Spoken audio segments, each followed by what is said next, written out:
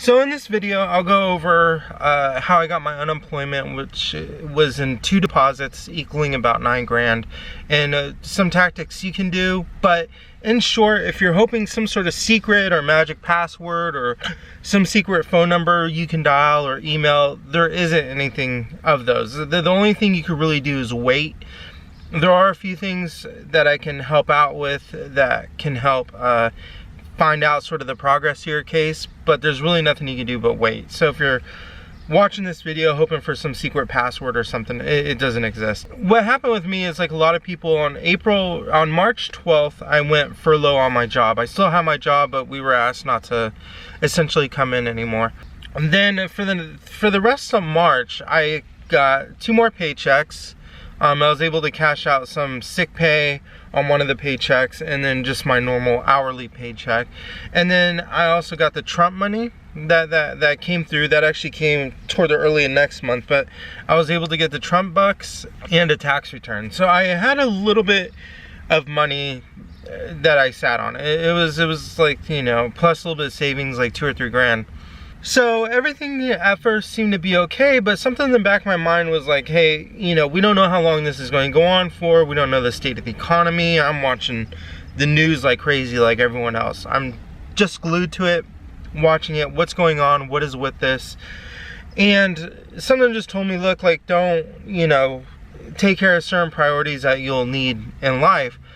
So in the beginning of April, on the 1st, I left my place to move into my van with a couple grand. I also paid off 2 credit cards. I had 3 credit cards, but they were all low balances. So one of them was like $200, another one was $500, and the third one was like a little bit over $1,000. So I wasn't one of these people that had like $40,000 in credit card debt. I just had a little bit of credit card debt. So I paid off 2 of them. And then my plan was to sort of live in my van and see how life plays out. Because I was like, hey, they're saying we'll go back to work in a couple months, and Dr. Fauci said this could last for the remaining year. So I was like, okay, don't, you know, spend what we got and go to, you know, the Apple store and buy a new iPhone or anything like that, because I may need that 3 grand for several months. So to avoid paying rent of a high price of rent in California, I decided to live in my van, kind of as like a doomsday thing, even though I'm not a doomsday type person, just because this is obviously, like most people, my very first pandemic, and I know how things went in history, and you know, there's a risk of starvation and all that stuff. And then earlier in the month, if you remember, people were buying out massive amounts of things in the grocery stores. On top of toilet paper, there's no top ramen, no spaghetti, so there's a little bit of panic mode at that time in at the end of March and early April. So yeah, I made the decision to move into my van. Okay, back to unemployment. I applied and everything seemed to go through normally, no big problem. And then I even got the card with 1 week payment on it, which I was like, okay, cool. So I got another payment from that. Didn't think anything of it. And then I got ID verification. I was like, okay, not a problem. I'm just figuring this is what everybody's going through, right? So I get the ID verification and then just never hear anything. And then my status for the remaining weeks of March go into pending. So I'm like, okay, whatever. I'm like, what, you know, 20 million people just filed for unemployment. They're backed up. I get it. No big deal. And plus I had a little bit of money in the bank. So all through April, I really just didn't take action. I was like, oh, that's weird. It still says pending. All right, whatever. They must be backed up. No big problem. Well, like I said, I paid off credit cards, and I actually have an issue with my car. So I ended up spending another like $700 on my car to get it fixed, especially since I was going to be living out of it. That's another story that won't be in this video, but I was having a little bit of car problems. It was running, but no big deal. We go through, and then May hits, and now I'm getting a little bit in panic mode because I'm wondering what's going on. So I start making the phone calls. I make the phone call to the number that's open from 8 a.m. to 8 p.m. 7 days a week. Like many people, I'm having trouble get through. And there's very little that they can do. They just kind of give you advice, and they can give you like what's going on with your case, and all they pretty much tell me is you're just stuck in the ID verification and there's nothing else you can do but wait. You're essentially in line. for someone to look at your case. I was like, okay. Then I call again, and every time I call, I get a little bit different information, because there's some people that have been working at the unemployment office for years. This is their career. And then there's a whole bunch of new people that they hired to help out. And these people aren't really fully trained like the people that have been there for years. So when you call, you either get a new person or someone that's been doing this as a career. So every time I called, I kept getting different information, and one of the things that happened was that saying to reopen your claim, click here, and people were telling me don't click it because your claim's already open, you'll just confuse it and could cause more issues. And then I got on the phone with some other people and they said, oh, no, yeah, you want to keep it open, go ahead and click it. So it's just all this misinformation, and I'm kind of understanding it, but also pissed. I'm like, okay, you know, they've got, you know, 3,000 new people they just hired, and you know, half these people, it's just a paycheck to them, whatever. I just decided not to click it. It looked like the best results and the best reasoning. So, and it says to reopen your claim or something like that. Don't reopen it. Your claim's currently open. They know of it. All that stuff. Okay, and then the middle of May, I started to get a little bit more nervous now. Like, my money's starting to run out. My bank account's under 1,000, and like I said, I'm not working, so I'm like, okay, I'm under 1,000. You know, and now I'm not seeing any future income coming in. So at that time, I start calling the ID verification number. I'll see if I can post a photo. Just in one of the days, I had to call like 160 times just to get through. So you end up having to call like just to get through like 100 times, and then you'll get the whole thank you for calling such and such, and that's usually, you hang up right away because you don't want the thank you one. You want the welcome to, you know, the unemployment EDD office. So you call, it goes, thank you for calling, you hang up, then you call again, and then eventually you just keep calling until you get the welcome to the EDD office. Finally got someone on the phone, and they just said the exact same thing. There's nothing you can do but wait. But one of the issues was the green envelope they send you to send back was, I had everything in there. If somehow someone picked it up or it fell out of the back of a mail truck or something like that, this person would essentially be able to start a new life under my name. I have good credit, and my W-2 was in there, my birth certificate, my ID, a copy of it, like everything you need to start a new life was in there. So I go, look, man, this is the issue. I sent like everything. I oversent information. I sent 2 pay stubs, birth certificate, just all this information, DMV stuff, everything. I sent like 8 papers. And I was like, look, man, did you guys get this? Because I need to know, because they're, you know, what if someone's running around with my ID right now, all this stuff. And they confirmed, they said, well, we can tell you we got it, so it's safe. But that's all they can confirm, but they couldn't tell me when my case was, and they just said my case hasn't been assigned to someone. So essentially, you're waiting in line until the case gets assigned to a physical human being. So I'm like, okay, so they just haven't gotten it yet, and I'm still waiting, and then it's a week until June, and then I started seeing online people saying call your assembly member. So I go to a website and I find out my local assembly member, it's part of the city council stuff, and I reach out to them through email. It's really the only way you contact them, and of course you don't expect to hear back. They just go, oh, another person. They got back to me like Monday morning, so I did the email like Friday, and then Monday morning they got back to me, and they were able to help out a little bit. What happens is they have a liaison, someone that kind of middlemans between unemployment, but they really don't have a huge influence of it. Now, if you have kids and you're about to lose your house, like you're going to be living in your car with your kids or on the streets or something, they may be able to pull a little bit of strings, but all they can do is just kind of middle information. So I reach out to this liaison person. I go, hey, this is a deal. I'm running out of money. I, qualify for unemployment and the boost and all this stuff. And she goes, okay, we'll get back to you. And then they said my case will take roughly about 10 days and there's nothing I could do but wait. So reaching out to city council, that's all that happened. They weren't able to get the deposit to go through overnight or anything like that. Get my case to go to the top of the pile, because you have everyone else that's trying to do it, and I'm a single guy, in my 30s, relatively healthy, things like that. I'm not a huge priority compared to people that have like 2 or 3 kids and all that. And I kind of realized that, so I was like, okay, but I wanted information on what's going on because I wanted to make sure my case didn't get like thrown in the trash can.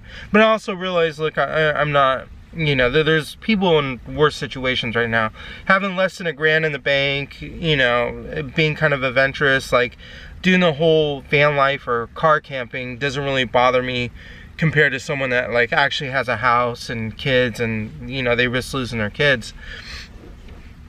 So but I wanted to find out, so I called and was able to get an estimation of about 10 days. Well, about day 8 I got a phone call from EDD, and they'll call you with an unknown number, and it could be early morning. Mine was like 8:10 in the morning. So the phone number will say unknown, and though they won't leave a voicemail either. They went over some information with me, and then that seemed to be it. And they said, okay, they're working on my case now. And then 2 days later, I noticed that the status went from pending to paid. My first deposit, $2,900 or $3,000 or something like that. That was some back pay on the pending stuff. And about 48 hours later, they released the other forms for the next following week. So I was able to fill out like 7 or 8 weeks total of unemployment all in one form. And then a couple days later, another deposit happened of close to like $7,000 or something like that. So the $9,000 was 2 separate deposits. That's what happened with me, but still, I'm still kind of doing the doomsday thing. I did go get a nice meal. I stayed at a hotel for a little bit just to get like a fresh shower and just somewhere to relax. All this has just been extremely stressful. What happens is it was nice that I got this all in one lump sum and everything's fine, but I would have rather had it go like a lot of people where it just went smoothly, where just bi-weekly I got the designated payments. And I'm not gonna lie, I wanted to obviously abide by social distancing rules, but I kind of wanted to do a bit of a road trip in my state and just kind of go to like the forest and do like a couple camping trips here and there. A lot of the national parks were sort of open and like even free on a couple of them, and I just wanted to go do that and, you know, play my Nintendo Switch, you know, somewhere in the forest and do things like take photos and all that stuff.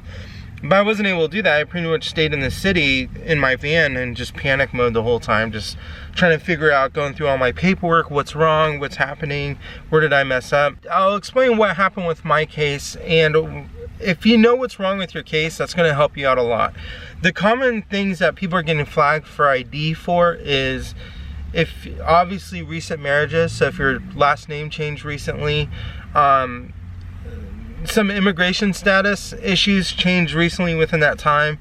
If you recently moved, so let's say the 1st of March before the lockdown happened, just that month you happened to move, but you really didn't take care of all your IDs and everything like that. You're like, oh, I'll do it soon, but you never did. I've done that before, and you know, you just take care of it in time, but you didn't take care of it right away. That could flag the system, because all of a sudden they'll see in the DMV stuff that you have this address, but all of a sudden now you're asking for stuff to go to this address, and it's likely because you just moved. So marriage, name change, recently moved in or out of state, that can cause an issue, things like that. But mine was, my last name has 2 of the same letter in it. So if you know like the word Aaron, it's both a girl's name and a boy's name. The girls usually spell E-R-I-N, and boys usually spell A-A-R-O-N. Well, my last name has 2 of the same letters in it, and a lot of people with the similar last name as me only spell it with 1. So some people spell it with the 2 letters, some people only spell it with 1. Mine is spelled with 2, and when I filled out the unemployment, I obviously filled it out with my name correct. But when they went to go do my verification, my employment verification, and talk to my employer, they spelled it with 1.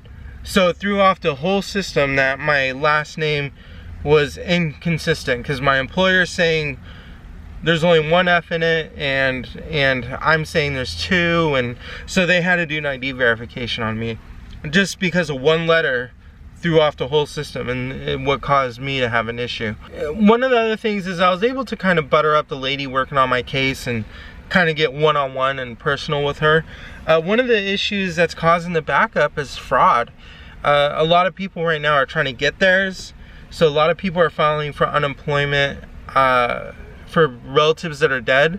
So someone that died of cancer earlier this year or last year, or maybe a brother or sister inadvertently got in a car accident and had passed away, something unfortunate like that. The parent or the sibling or maybe even an aunt or uncle are probably on unemployment, and they're trying to file for unemployment for their dead relative, which is causing a huge headache. So people are trying to file unemployment on dead people. The other thing is that she said, and this isn't like because they want unemployment, they're trying to get more. So they're trying to get 2 separate paychecks, you know, why not? The other thing is prisons. People are filing unemployment on relatives they got in prison. So, which is hard to trace, and there's been a couple people successful at getting it. So someone that had a job and was doing okay, and then they did something along the lines that they shouldn't have done, and they're serving time in jail right now. People are filing unemployment on them. Now, like I said, when they reviewed my case, there's a live person that reviews it. You're waiting in line, and from what the lady told me is it's not like a few people. It's not like a few hundred did this, like a few bad apples or even a few thousand. So far, they've busted like 500,000 cases of fraud. There's a lot of people out there that just don't have a problem with it, and this is just in California. So if you're on like week 10 of waiting for your unemployment, you could have probably got it like 2 or 3 weeks ago if it wasn't for all these people trying to somehow gyp the system. So one of the big wait issues right now is because of fraud. Like, people are trying to take advantage of the system, and unfortunately the good people, good honest people, are being caught up in the middle of it. That's my rant on this. Hopefully it was a little bit useful. Like I said, contacting the assembly member helped me get information, but it didn't push my case up. It just said, look, our liaison told us that it'll take about 10 days, and that was it. The only best advice I could do is just wait. When you talk to EDD, the unemployment office, and you talk to the free number that's open 7 days a week, or you talk to the ID people, if you know what's going on with your case, it can help out a bit. So like I said, I knew what was going on. It was 1 letter off of my name. But if you recently got married, you go, hey, look, I'm stuck in the ID verification, I recently got married, this is the information. But a lot of people right now are stuck in ID and they don't know what's going on, and then in return EDD doesn't know what's going on. So they gotta go through every piece of paper to find out what's going on, like a detective. They gotta siphon through every letter, everything to see what the issue is. But if you already know, you could kind of point them in the right direction. So if you know what's going on with your paperwork, let them know. That can help out, maybe speed things up. The 1-800 number or the 8 a.m. to 8 p.m. number, it can help with, they could put notes. So if you tell them, look, this is what's going on, whoever has your case can look at those notes and probably fix it right away and speed things up. So that can help out a bit. But other than that, there's not much you could do but wait. My continued plan with everything going on right now, like as of this month with these protests and all that stuff, is I did spend a little bit of money. I may fix up my car a little bit, but to pay off my last credit card, set the money aside, and I'm probably going to continue to do the van life for a bit, see how things go, because we're still going through a pandemic, and then issues going on in the world right now. It's just kind of, could this be it? I don't think it is, but I'm not going to go out and start buying PlayStations and expensive electronics and things like that. Just kind of, there may be that chance, you may have to split the country for a month or two to let things die down. So I'm in California too, pretty close to Los Angeles. So a lot of stuff is going on there, and we don't know how the job market is. I'm on furlough right now and I still have my job, but that can change. So definitely, if you get stuck in my position and you get a large deposit, thank God it went through, bless you, but don't go buying a new car, putting a down payment or anything like that. Kind of set it aside and see how things go right now. And then if things start settling down and going back to normal, then just look at it. You've got like, you know, 7 or 8 grand in a savings account, you know. We'll go from there, but hopefully this may help. Like I said, there's no secret password or phone number or anything like that. You just have to sit and wait, really. But poking around, you can find different numbers. A little information here and there that can help. But anyways, thanks a lot, and I know I don't have a huge audience, but hope I was able to help, and have a good one. Take care. Bye.